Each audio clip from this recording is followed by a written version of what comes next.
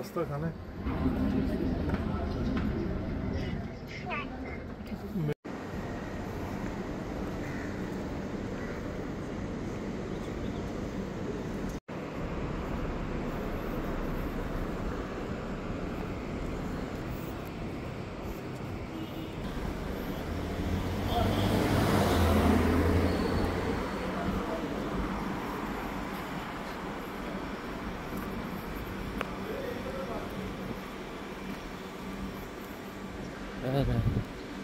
Tangkad lang.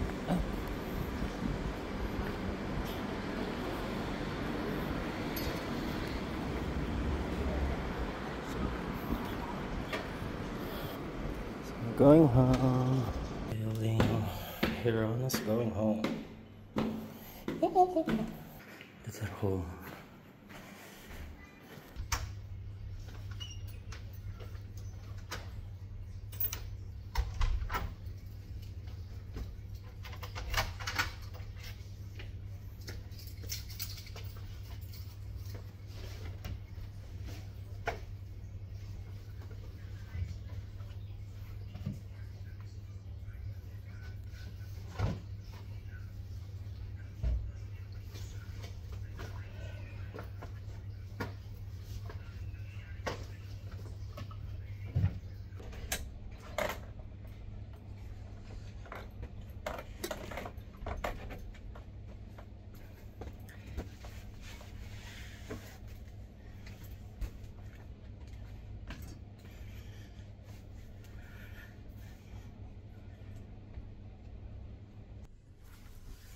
Hi!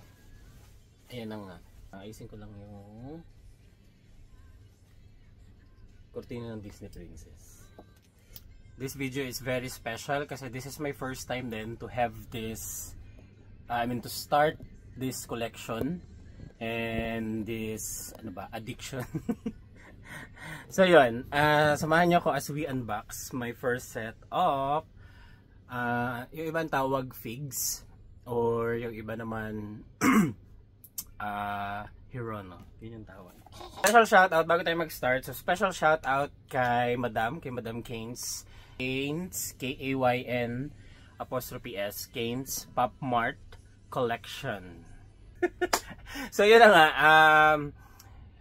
quick story time. So nung bata ako nung bata ako, hindi ako masyadong mahilig sa toys. I mean, hindi ako lumaki. I didn't grow up with a lot of toys. So, proud batang 90s ako. So, ang mga laruan natin is taguling, ganyan, gulong. And then, mga gumamela, mga ganyan, luto-lutuan, lata. So, yun yung parang naging toys ko lang growing up. And then, merong isang important part of my childhood kasi nung one time na nabigyan ako ng ninang ko ng isang set ng Lego. So back in the 90s, big deal talaga ang Lego. Alam ng mga batang 90s yan. So yun nga, binigyan ako or niregaluhan ako. I just don't remember kung ano yung celebration or occasion, but definitely it's not Christmas. Siguro baka naging Little Miss Princess or something. Basta yun, niregaluhan ako ng isang set ng Lego. And bilang mapagbigay na bata at mapagkawang-gawang bata, so ang ginawa ko sa mga kalaro ko, also to gain clout chaser ako ng bata pala. Para rin marami ako maging kalaro. So dun sa lugar namin, sabi ko dun sa mga kalaro ko, pag may nabuo kayo dyan sa Lego na yan, parang sa inyo na. Oo, may bumuo ng mansyon, ng kangaroo, basta marami silang mga binuo. May bumuo ng camellia, ng condo unit. So in short, lahat ng nabuo nila is kanila na. So syempre, ikaw mang bata ka and you also wanted to have a Lego, marami silang binuo. So in short, umuwi ako sa bahay with the case. Naka-case pa yun ng blue. I'm not sure kung inabot niyo yun sa market, pero naka-case siya na blue, and then laman nun parang almost 1,000 pieces of Lego. Siguro ang naiuwi ko na lang parang more or less 100 pieces. So syempre, ang Munjay, ang Mudra, galit na galit, sinugod lahat ng mga kalaro ko, pinagbabawi lahat ng ari-arian nila at inubos ang lahi. Mga ganong level ng galit. So, ayun, tapos siguro at that childhood, at that mindset kasi parang I stopped playing toys na rin kasi parang siguro na-trauma ako, but it's not my mom's to blame naman. Parang personal kaartehan ko lang yan, na parang starting then nung nangyari ngayon, parang sabi ko okay, hindi na siguro ako magto-toys kasi I'm being used agad. Parang feeling ko kaya lang ako nagkaroon ng friends is because of yung dahil lang may toys. So parang after nun nagkaroon ako ng mindset na siguro na parang sige, hindi na lang, I'll play with whatever resources I have, and then keep yung mga people, di ba bata pa lang may gano'n ng kaartihan, pero parang keep the friends, circle of friends, even you without toys, or parang even you without giving them giving them something in return. So parang yon. And then fast forward hanggang sa lumaki ako, I never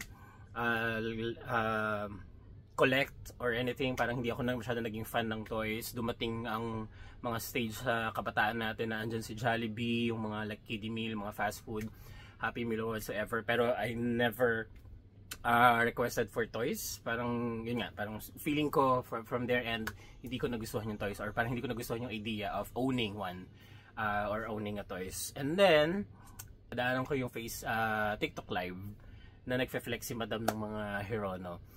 Tapos, ang una ko pang nakita sa live niya, isang pineflex niya or yung naka-display doon sa screen is yung isang series ng The Little Prince, or what they call is yung Le Petit Prince, or basta something na gano'n. LPP yung code. Pero Hirono series siya. I mean, Hirono yung brand or Hirono yung type, or actually hindi ako masyadong knowledgeable when it comes to toy. Basta Hirono siya, and then ang series niya is yung LPP or Le Petite Prince. And you know naman me, I love I love Tite. I love Le Petite. No, I love books. I'm a book lover din. So nung sinabi kong ay wait, fusion yung toys plus cute na toys nga tapos books pa. So sabi ko okay, kailangan ko magkaroon yan. Kailangan kong, I think this is a good start for me to fall in love again and try to not really like collect. Feeling ko naman I don't see myself like at that level of collector. Feeling ko pag nakuha ko naman na siguro yung isang set, or I mean parang masatisfy na ako with the number of figs I have or toys I have, okay na ako doon. Parang hindi naman ako like the extreme, though I don't judge, pero yun nga, feeling ko lang naman I don't see myself yet on that level. So anyway, so yun na nga. So to cut the long story short, I purchased order ako hanggang sa sabi ko ilang piraso lang until sa nadagdagan. And because of nadagdagan, syempre with the generosity of Madam Kane's Pop Mart collection and Kane's apparel, tingnan nyo naman. Tanan! Disregard the paper bag, pero hindi siya dyan nakalagay kanina. Nakalagay lang siya sa sako. So I don't know where to start, but ito yung mga like laman niya. So merong labubu. And then merong I think this one is part of Matchless collection. Wait, let me just check. I think part siya ng tama. Matchless collection ng Hirono. Ayan, Matchless. And narinig ko dun sa live, yung Matchless series nila is like combination or fusion of all the series. Parang ito yung best of the best collection nila. Correct me if I'm wrong, pero yun yung narinig ko sa chikahan nila doon sa live, na parang yung Matchless series nga is yung parang the best of the best collection ng Hirono Pop Mart something. Ayan. So eto naman, Fairy Tail Kindergarten. I think kamag-anakan siya ng Labubu. Oo, ito si La Baby. Oo.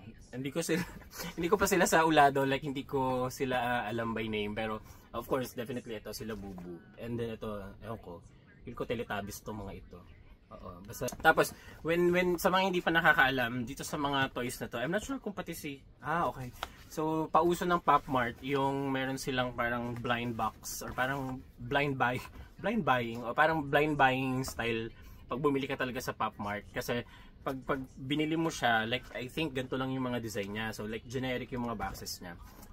Kaya siya tinawag na parang blind buying kasi hindi mo alam kung ano yung nasa loob, parang dahil nga same sila ng box. So when you bought it, dahil nga ba syempre bawal mo siyang buksan, nakasealed siya, so you don't know what's inside. So that's part of anong tawag doon, parang that's part of the thrill of purchasing mga Pop Mart toys, yung you don't know what's inside. And then meron silang tinatawag na secret.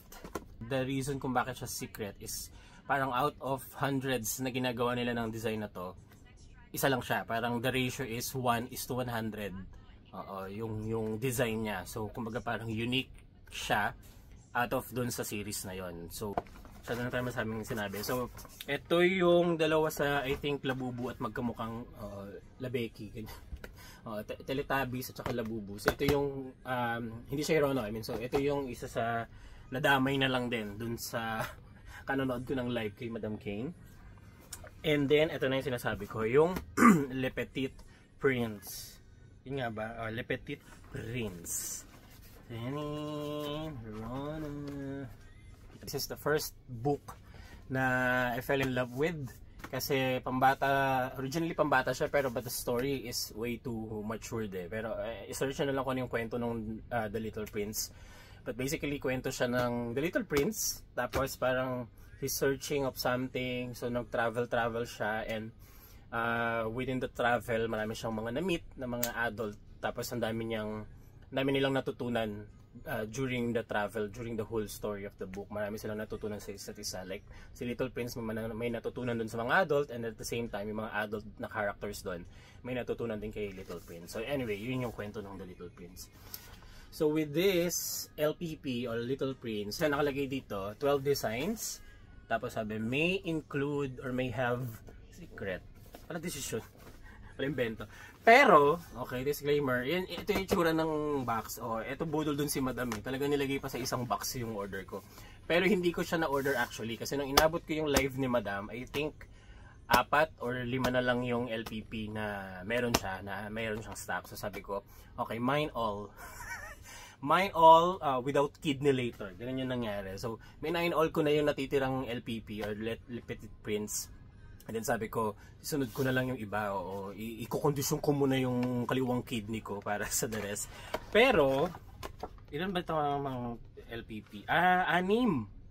6 pala yung nakuha kong LPP. Sorry. Ito yung LPP. Ito yung, anyway, ito na yung loob. So, tinin.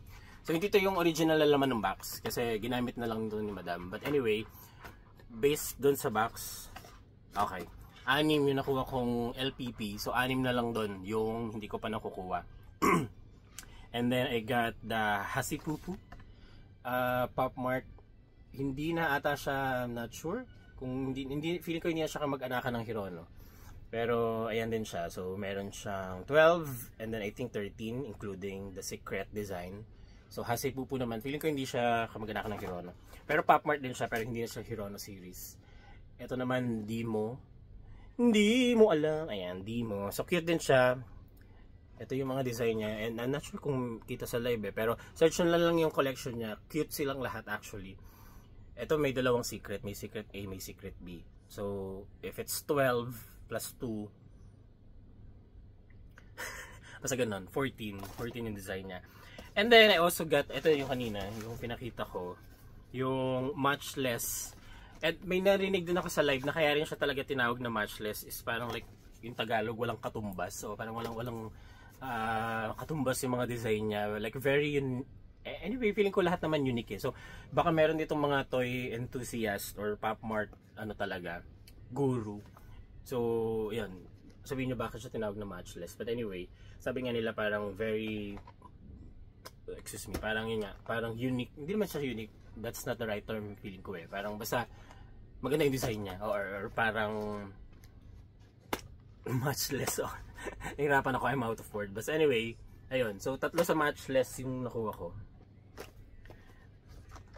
And then, ito cute na cute din ako sa series na to. Nung una hindi ko pinapansin, pero nung ginugol ko na yung laman ng series na yon, Hirono din to.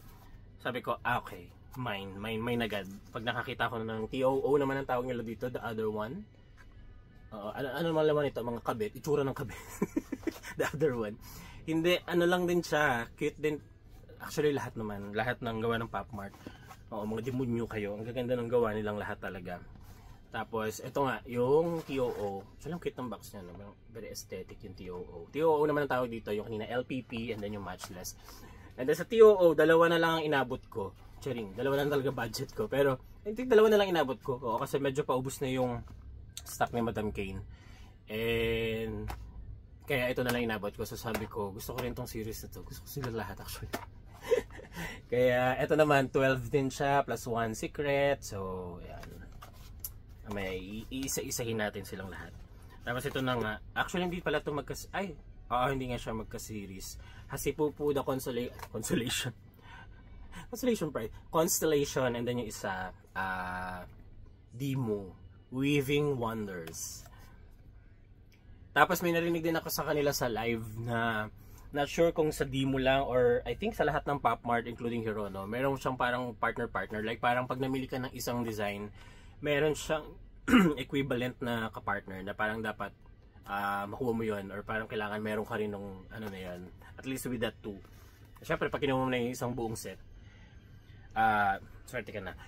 Ang question ko sa utak ko, and may Google naman pero I don't want to Google, please comment below. Comment below.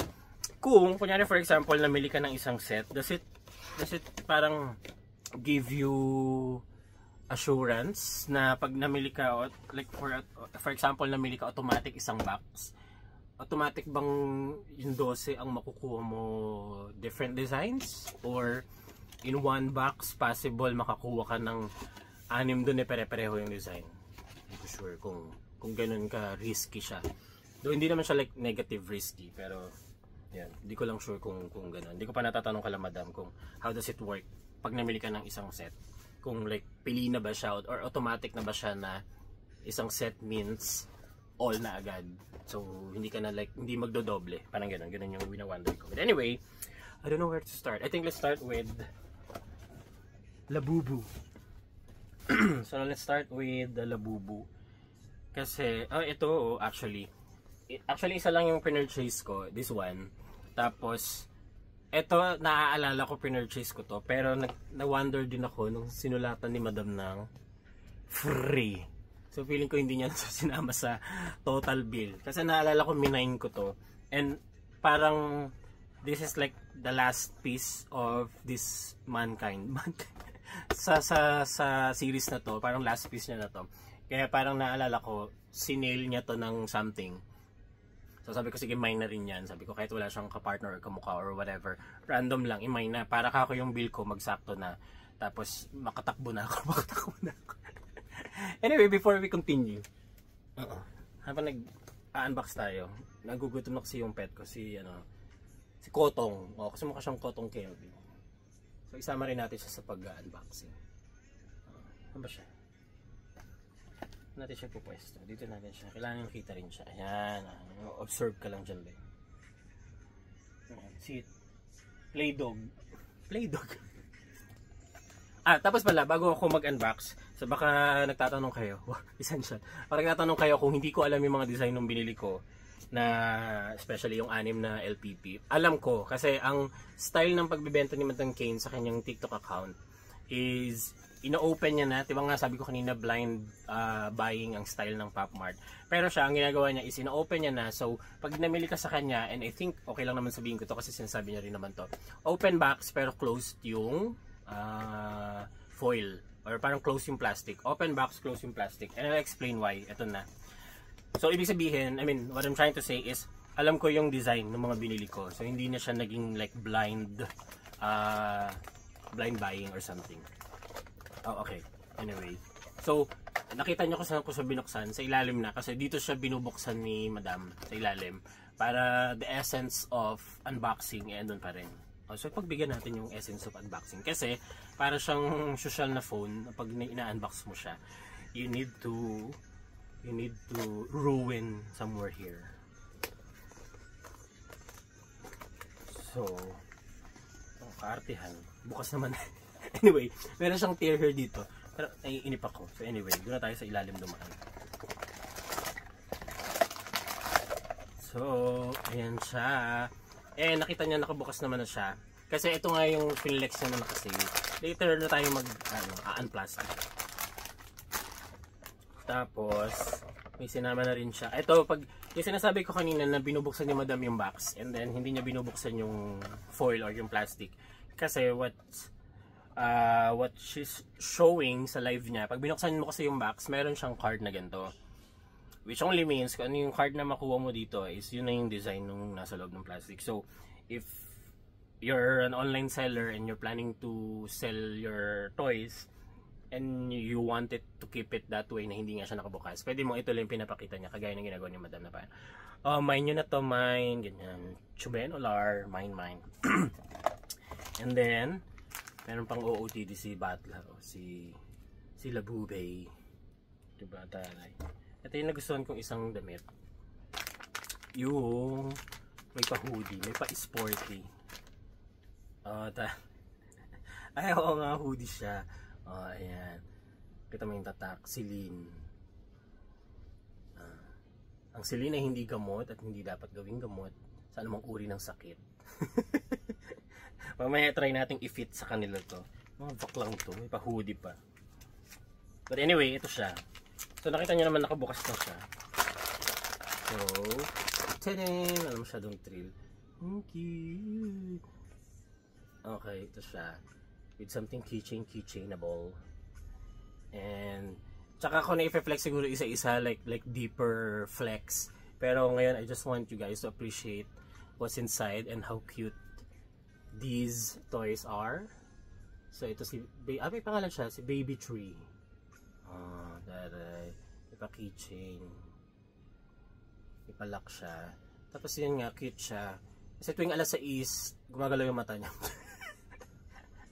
So yun, cute lang. Tsaka ang bango. Alam mong ano, amoy Japanese. Mabango talaga siya. Like, alam mong original din talaga siya. And like the quality. Tsaka na natin i-ganon. Maganda yung quality. Like, orig talaga siya. So yun, this is our toy number 1 for the fairy tale. Ito yung fairy tale collection. Dahil nga may nakalagay na free, I have to confirm ako. Free talaga siya.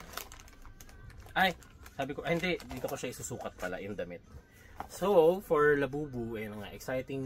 I'm pretty sure marami na sa inyong meron nito. So, I really don't have to explain. Fun fact dito, I mean, fun story about this. Namay na siya ng isang tropa natin sa loob, na isang buyer. Namay na siya. And then parang nag-skip sa utak ko lang na parang, hala, gusto ko pala yung kulay na yun. Tapos, wala nang stock na ganung kulay. Wala nang available. Parang last design na lang is pink. Kaya naman ng pink, So, gusto ko talaga tong kulay na to. So, sabi ko, tapos nakakatuwa kasi yung si Sir Atlas, shoutout kay Sir Atlas, ano na rin siya, parang toy lover siya, fig lover din siya.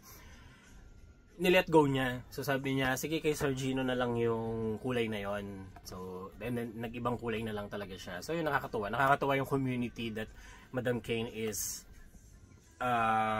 creating and parang nourishing ng community ng mga toy lovers, especially mga OFW kasi yun nga, diba, the sadness that we have here. So nakakatuwa that you are having this outlet and community of mga toy lovers na mga kababayan natin. And then nakakatuwa yung way of nila, giving. So ito, nakasarado talaga siya. Ito na naman. Sarado pa siya. So nung finilex lang sa amin to, ito lang yung pinakita ni Madam. Ayan siya. So ganyan din yung kulay niya. So kulay siya, tubol. Kulay tubol. Toffee. Ayun pala. Pasosyali naman natin. Kulay toffee. Ayan siya. What? So kulay toffee siya. And yun yung design niya. Now, for the benefit of the beneficiary, buksan din natin siya. So ito siya. For the record, I never touched any Labubu. Parang nakikita ko lang siya from afar, but I never touched. I don't have any like comparison if it's something orig or what. But orig to, definitely. Si Madam Kane, orig yung mga tunda niya. Pero I think as a toy lover, parang it doesn't matter initially. So okay lang naman. Anyway, the feeling of unplasticking, unboxing it.